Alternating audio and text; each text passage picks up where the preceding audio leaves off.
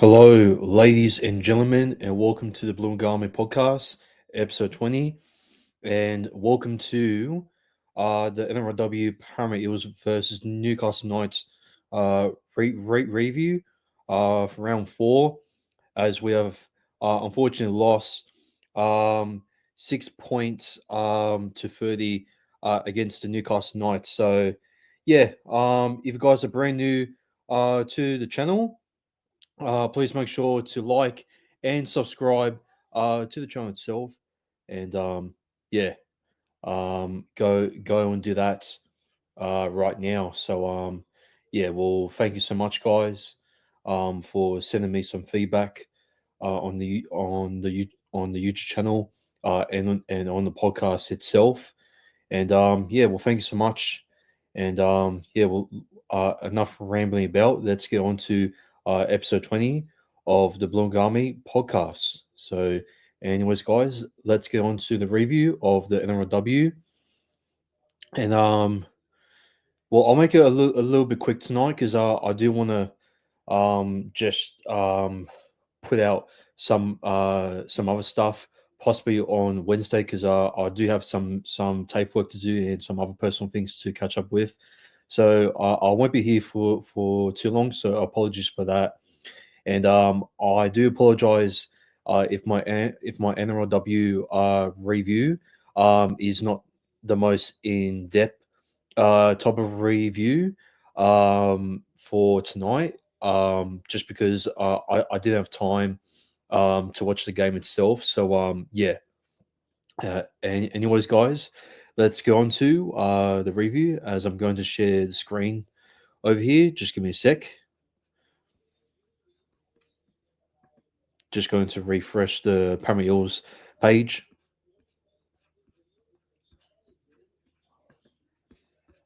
Okay. Oh, and by the way, guys, I didn't get time to watch highlights since I was a little bit busy from last night and also right now. So yeah. But anyways, guys, let's get into it. Just going to share the screen right now.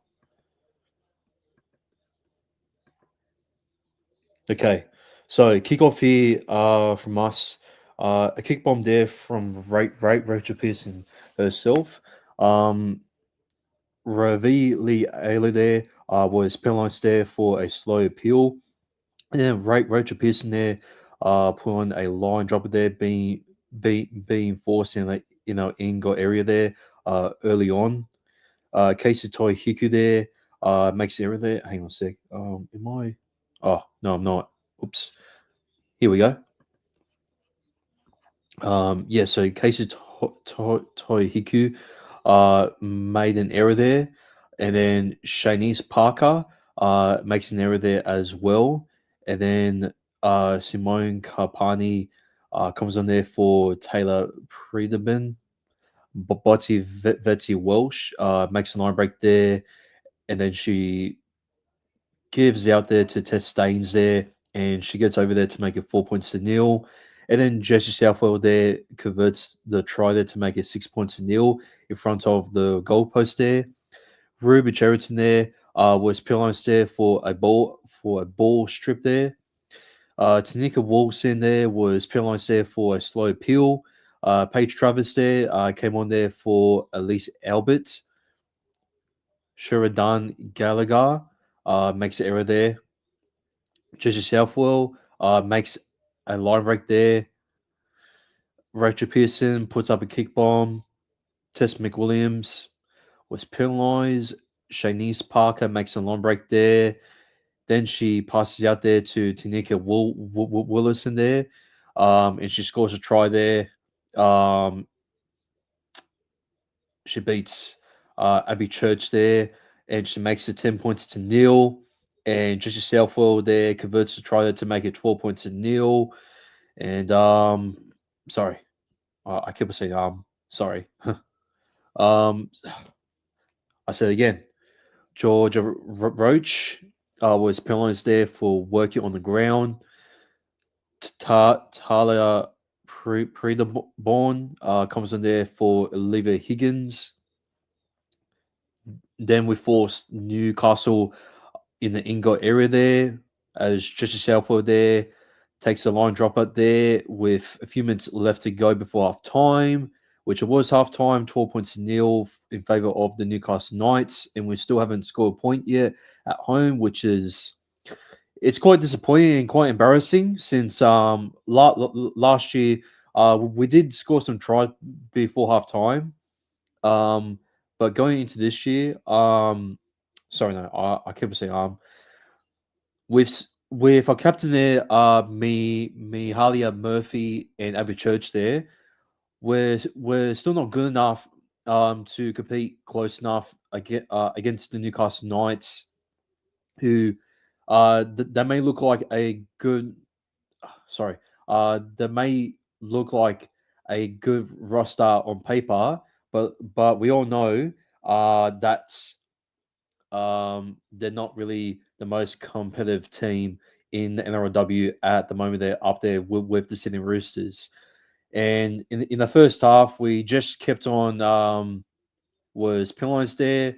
But of course, our missed tackles there were just very, very poor, inviting all of that space there from the right edge there, just to get all of the backline players there, just to get past our defense there, just coming off from errors there, and just give them more position there and more momentum there to score more points against us and to put more pressure on us as well. So yeah. Um, but anyways, how did it all play out in the second half? Well, let's take a look. So Elise Alba there gets us a very good start there, 4 points to 12 as she gets a line break there. Rachel Pearson there gets the conversion to make it 6 points to 12. But Murphy gets a line break there, but unfortunately Rory Owen gets zero there. Unfortunately, Fleur again comes on there for Tess McWilliams.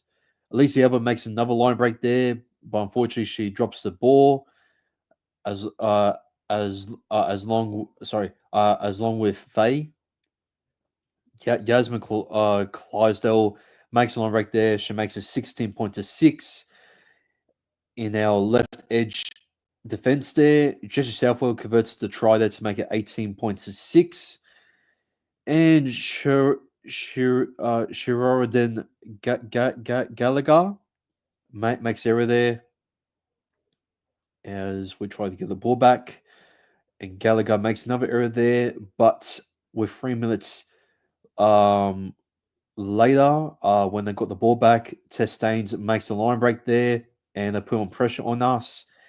And Gallagher, after she dropped 2 balls in a row, somehow scores a try against us, which was incredibly just embarrassing, in my opinion. Like the fact that, hang on a sec.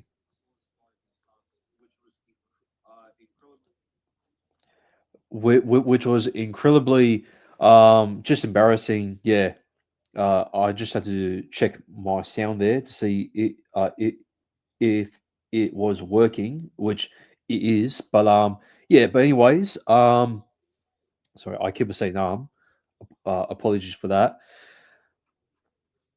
Jesse Southwell gets the conversion there, makes it 24 points to 6. And Alicia Albert there comes on there for Mihalia Murphy there. And Tess McWilliams comes back on there for Ruby Cheriton. Tess McWilliams makes the error there, and the Knights get position back there, and they score once again with Kalia Roman Newick. Scores right under the post there to make it 28.6. I think I'm not sure why they're showing this. I think there was a Albert there, but I'm not sure why they're showing a thumbnail of that. I think the NRL website stuffed up there for a sec, or maybe there's some um, error there. I'm not too sure, but anyways, Grace QQ tie with a line break there, but she was penalised there for a slow peel. Olivia Higgins makes the error. Talia Predibon, Eva McEwen put on report for appealing, I think. Rachel Pearson puts up the kick bomb. But unfortunately, Chloe Jackson gets an error there, failing to get a consolation try. She did challenge it, however, but unfortunately, it was unsuccessful, and that was full time. Very poor defense. I know that the statistics say that the Knights play even worse, as you can see over here. 50-50% possession shared. Our completion rate was better. However, the Newcastle Knights had more runs and more run meters than us. They had 8 line breaks there. However, we have 36 more tackle breaks there. 202 kick return meters there. Less offloads. The Knights had 6. We had 201 total passes. Knights had 32 dummy passes there. They also had 451 kicker meters there, so a little bit poor there from Rachel Pearson. They had 3 forced dropouts there. We had 100% kick defusal. However, we made 4 bombs, 6 grubbers. The Knights did make 5 grubbers though, so good. So good on them for making those amount of grubbers. We made more effective tackles compared to the Newcastle Knights. However, we made more tackles than the Knights.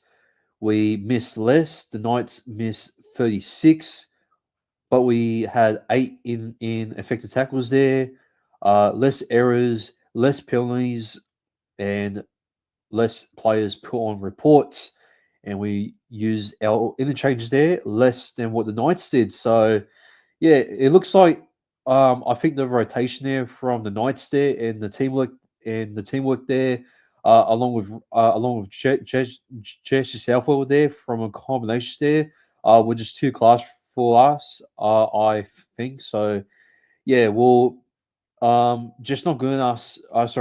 Just not good enough. From us, and I thought that our team efforts there were just so poor that we just couldn't hold the ball, and we kept on missing out on opportunities there. Similar to how we were in round 1 and also in round 2 there. So yeah, just very poor from us there, and I don't know how we just can't fix our defense there. I know that Mafia Mattielli there tried to do a job there, as she did make a an incredible try saver there from the right edge there. Also, Paige Travis, man, I gotta say, uh, let's see her stats here though. Paige Travis, I gotta say, man, she has not been the greatest signing for us so far. She hasn't been out of this world. She hasn't made like a big impact in our defense there. Since our defense has not been the greatest. Well, I know it hasn't been the greatest. In the outside backs there. But I mean, look, man, like she hasn't made like a big impact there. Like looking from her stats over here, her post contact meets there. I know that she only played 32 minutes there, but man, oh man, there's other players there like Chloe Jackson, doing way better than her. Uh, let's see. Tess McWilliams are absolutely incredible, and she's getting much more better week by week. You also got Murphy there, as a captain there, making 141 runner meters there, 46 post contact meters there, and making 1 line break there as well. And then Alicia Alba there makes 187 running meters there. And a post contact meters there were 65. She made 2 line breaks there, and she also was the only try scorer there as well. So, yeah, well, look, most of our experience in individuals there were really trying to get the team spirit on board, but unfortunately, they couldn't. It wasn't good enough, and we couldn't score more than 6 points, which was very disappointing for a team effort, especially in the backline as well. If we look at the defense over here, Rory Owen, she missed 4 tackles there, along with Lindsay Tui there. She also missed four tackles there. But another thing that I'm starting to notice, the reason why our outside backs don't always get that opportunity to score some freakish tries is not only that we always rely on Abby Church always, is that we don't get the ball more to Rory Owen enough. Like if you look at her total amount of runs there, she only had four total amount of runs compared to Faye, Tui, Matili, and also less runs than Toy Hiku there, which is quite shocking there. And she nearly had less runs than Tanika Toddhunter and Fleur Ginn, who only played for 29 minutes for both of them, which is very shocking. And she played for a full. Uh, oh wait, no, she played for 41 minutes there, but I mean, still, I'm not sure why she came off the field there. Maybe she's injured. I'm not too sure what's going on with her. If you guys have watched the full match, can you please give me an update um, to tell me if Rory Owen is injured throughout throughout this match? So please tell me about that. And yeah, but other than that, just very poor team effort there.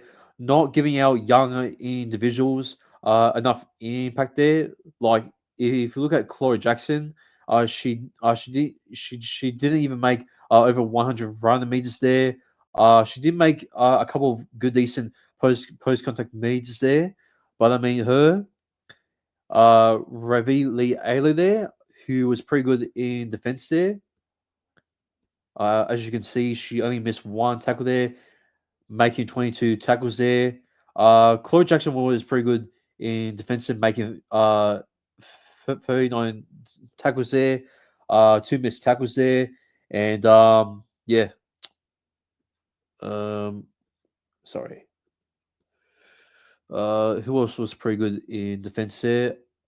Lindsay Tui was once again very good in defense there. I think she was the only good also back there that has made the most amount of tackles, even more than the men's. Um, which quite impressive on how she's keeping this consistent tackling rate up. Even though she has missed 4 tackles, it is still impressive that she has made 29 tackles for the women's team there. So yeah, very good. Much more better defensively there from Casey Tohiku there, making 23 tackles.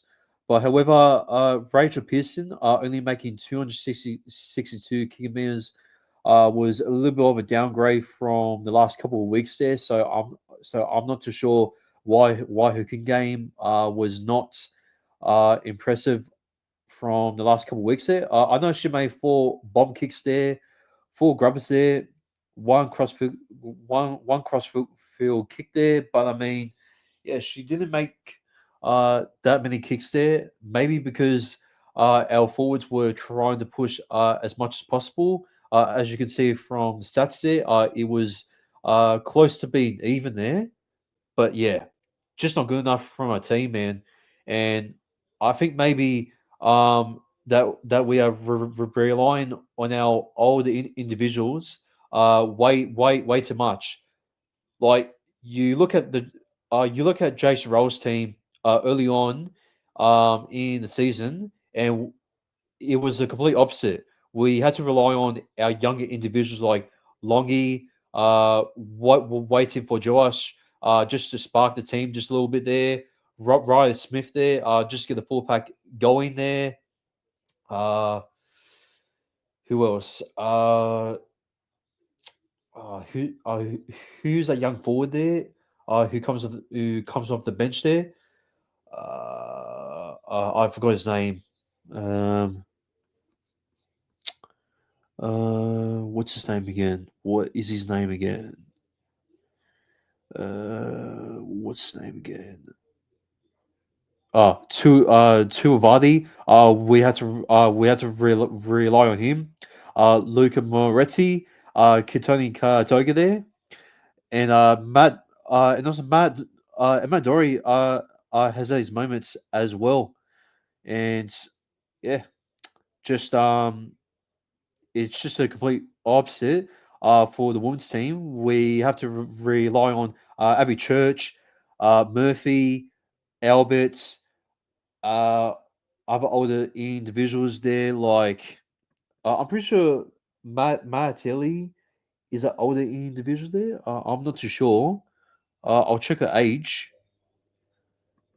What's her age? She is 26. Okay, well she's not that young or either old, so she's like in her mid 20s there.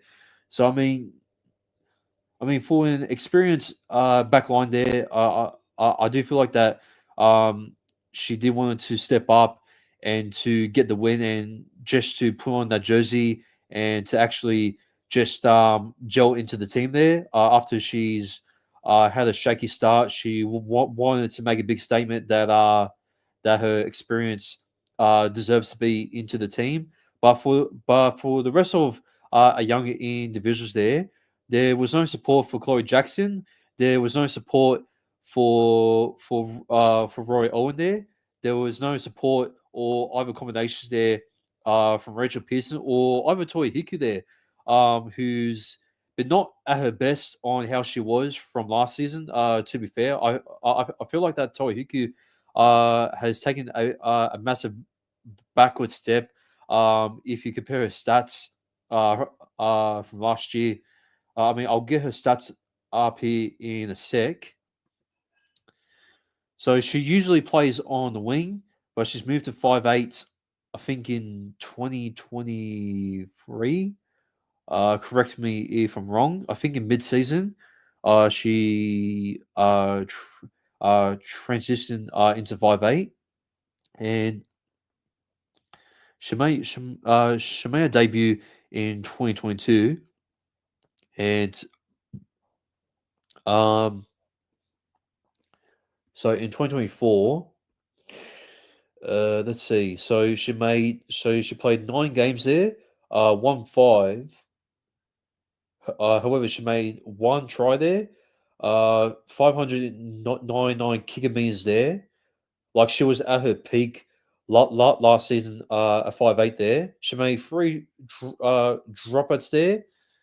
She made three try assists there, four line breaks there, and like, okay, well, I know it's very early into the season here, but I mean, look at this. Like, her receps there. I know she's made more than what she did in 2023, but I mean, I in 2023, our whole team was very poor. She made 309 total runner meters, which still less than what she was in 2022, still so far, which is a little bit concerning. But I mean, I know that she's gonna pass it like in a few rounds.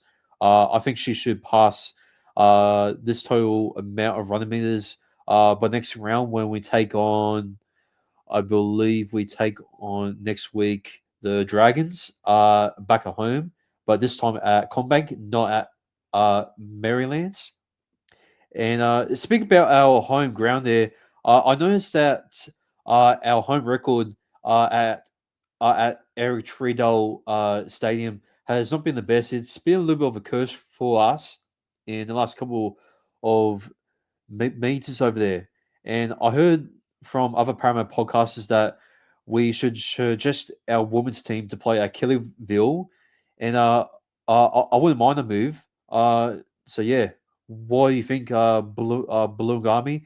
Do you reckon that our women's team should play at Kellyville Park, or do you reckon that you should keep it here at Eric Treadwell Stadium, which is not a bad stadium? It's a little bit like Leichhardt Oval, Concord, a bit like your training ground there, where I think we should maybe treat Kellyville Park as a Leichhardt over there, to be honest, and then just treat Combank as a main one, Campbelltown Stadium or something like that, because I think that Eric Tweedle Stadium is kind of like our Campbelltown Stadium, and Kellyville Park is like you is like your like an oval type of venue. So yeah, um yeah. So I think that the club should move forward, maybe playing some games over there next season. But just for now, I'm not sure why our team does not play well in the conditions uh, at Eric Tweedale. So yeah, but as I said again, the facility and the ground at Eric Tweedale Stadium is absolutely just beautiful, and it is a little bit similar to Kellyville, but I mean, since Kellyville has had a massive upgrade there, and it doesn't look that bad. When I watched the preseason there against the Bulldogs, it wasn't that bad actually. So I wouldn't mind just bringing the games to Kellyville much more closer to the Parramatta Club itself, to the headquarters there. So yeah, let's see if they can do that in season 2026. But just for now, I think that this is what we have to deal with, unfortunately. And Steve Georgelis really needs to improve on our defense, and he needs to start fixing our combinations there, and just trying to get the whole entire team, just get our younger and talented players like a Rory Owen there, who played for Queensland there, where we should put on more respect on her on what she's trying to do for the team there. Ravi Lee Ayler there, a Tasha Gale grand final winner there with Tess McWilliams there, Lindsay Tui there. Uh, well, I think that's her name there. Is it Lindsay Tui there? Yeah. Hopefully, maybe ne- ne- next round, we could ever see two of these players debut. Who knows? So, yeah. But uh, when is Karen Sheraton going to come back? Let me just check, because I do believe that she should be coming back next round. I believe against the Dragons. I mean, we're in round 4. Oh wait, I think she comes back not against the Dragons, but against the Cowboys. So, we really need to win it against the Dragons. If we do want to stay in the top 6, because the Dragons, they played. Uh, who they played? I'll check on the website here. So the Dragons, they played against the Broncos, and they got their ass absolutely just whooped by the Broncos there, um, conceding 30 points to 6, and yeah, I mean, look, they even lost in the same scoreline as us. Well, okay, well, how funny is that? But yes, we verse them on Sunday at 3:45 p.m. Hopefully, I can be able to watch that. For some week, oh wait, we're not versing at Combat Stadium though. Oh well, we're versing at McDonald Jones Stadium for some weird reason. I mean, we have played our games here in Newcastle as a home team in the past for some weird reason. So I'm not sure why that the NRLW is wait, I just remembered next round is Magic round. That's the reason why. Oh wow. Okay. So going into Magic Round, our men's team, not the greatest record at Magic Round, but let's hope for our debut at Magic Round for the women's team that we do go very good. So yeah, well let's hope that our NRLW team absolutely just crush uh and gets a massive response against the Dragons, who are a very good team by the back line there with Tig and Berry there. Who else have they got in there? The Dragons. They have got. Because I haven't really been watching the NRLW highlights from this week. They got Margaret Viella there, Jamie Millard, Racine McGregor is still a halfback there. I see Nita Maynard, Perrin, and Hannah Southwell. She'll be a very dangerous player that we need to shut down from the middle there. So Ruben Cheriton needs to be up her, and hopefully we can get our younger players like Ravi Lee Ayla there, just to get some hard runs throughout this full pack over here because yeah, there are some good forwards here from the Dragons and some good backs here from the Dragons, and the halves combination here is quite good. So this is still not going to be an easy game here for us. So yeah, so Steve Georgalis, he's got some work to do because yeah, if we don't communicate together or we don't get our combinations just yelling and just don't loosen up a bit and just enjoy our footy much more and just don't hesitate, I do believe that we will keep our composure and the combinations and our opportunities will come and hopefully we can just execute it much more because we missed a massive opportunity to show not only the Newcastle Knights but the leading competition, the Sydney Roosters, in the NRLW, who are coming first with four wins and zero losses there, to show that we are a top team there at the moment. But we made Newcastle look like the second best team in the comp. But we all know that the Knights, and yeah, it's going to be a tough next couple of weeks since we do versus Cowboys, who are going pretty decent at the moment. And I did say that the Cowboys in the last few episodes that I did say that the Cowboys were a dark horse going into NRLW 2025, and they really have been. I think they defeated the Canberra Raiders there easily there in round four by what was the scoreline? 26 points to nil. They didn't even concede against the Canberra Raiders there. So yeah, it's gonna be pretty tough. I mean, so we got Magic around there, and obviously we got the Cowboys, and in the third round we got the Broncos. Oh boy, well, so yeah, if Steve Georgalis, man, if he doesn't get these other players, just give more opportunities and more ball to younger individuals.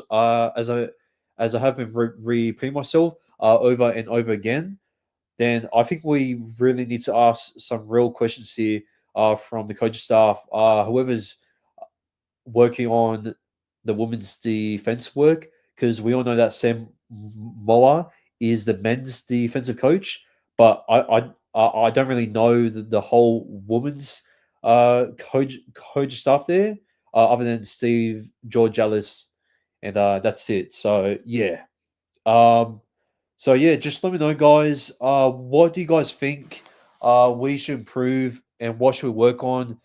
Taking notes from this game here, since we got absolutely just humiliated and had a massive reality check from the other younger individuals there. So yeah, uh, let let's see on how we go into Magic Round, and let's clap back here with a massive win so that we can get a confidence there going into the Cowboys uh, b- back at home at Combank Stadium there, and also against the big one there, the Broncos, just to show yes we are a competition threat there. And we also got the Roosters. Oh my god! Wow. So yeah, if we do get the wins from over here, then we need to climb ourselves up against the Cowboys, and then against the Broncos on top of that, and then against the leading competition there, the Sydney Roosters there. So yeah, it's going to be a tough few weeks there, but it all needs to start there from next week in Magic Round. So yeah, let's see on how we go there. And if we do go well, and we get and we get Kenny Sheridan back and the rest of the players back there, then I am for sure that this team is going to be all cylinders firing there, and we are going to be absolutely just unstoppable there if we do work on our combinations there and just get our team just to gel more and just to communicate, just to communicate much more, so that we don't capitulate in big moments where we are so wide open, just to score or to even put 30 plus, just like how we did against Sharks. And yeah, like the team has a lot of potential to still win the comp. Don't get me wrong, but if we don't get our combinations there, just like on how Jason Rolls did, where we all expected Jason Rolls to get this new Parramatta team into the top eight, or even somewhere in the top four with a new defensive coach coming in, and with some rumors that one of our rugby union, well, the former rugby union coach, I'm not sure what his name, but I think it's uh, hang on a sec. Um, I might be able to search him up. Just give me a sec. I'm gonna search up who's one of our coach staff, because I know that he used to coach for a rugby union team.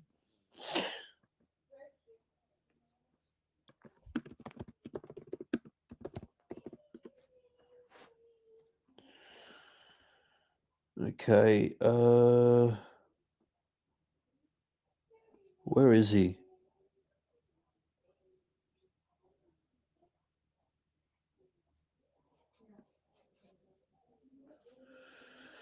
I'm not sure what's his name, but I know that he used to coach uh, for a rugby union team. New coach staff. Let me see. Let me see. I can't really see, but yeah, you get what coach that I'm talking about. So yeah, but anyways, guys, I think I've been rambling on way too much, so apologies for that. I did promise that it was going to be a short one, but I mean, look, uh, this is all- uh, this is all my thought and all of my opinions about the game and about our current state for this NRLW team. So let me know, guys. What do you think we should improve, and what notes should we take just to move forward as we do debut in Magic Round and then just go up on the heavier weights against the Cowboys, the Broncos, and the team leaders there, the Sydney Roosters. So yeah, let's see on how we go there. And that's going to be it there, guys. I hope you guys enjoyed my round 4 and NRLW episode there between us and the Newcastle Knights. Heavily defeated at Eric Tweedale Stadium there. And if you guys are brand new to the channel over here and to the podcast, make sure to subscribe, share, and also like as well, just to support the just to support the podcast. Sorry, I can't. Sorry, I can't even talk. Just to support the fuck. Just to support the podcast. Much more, and yeah, just to also follow us on Instagram, X, and also on TikTok. Yes, and make sure to listen to our latest episode over here on Spotify here, and that's gonna be it, guys. Go para, and yeah, uh, I'll catch you later, Bulungami, and I'll see you guys on Wednesday. So take care and have a good night. All right, peace. Thank you.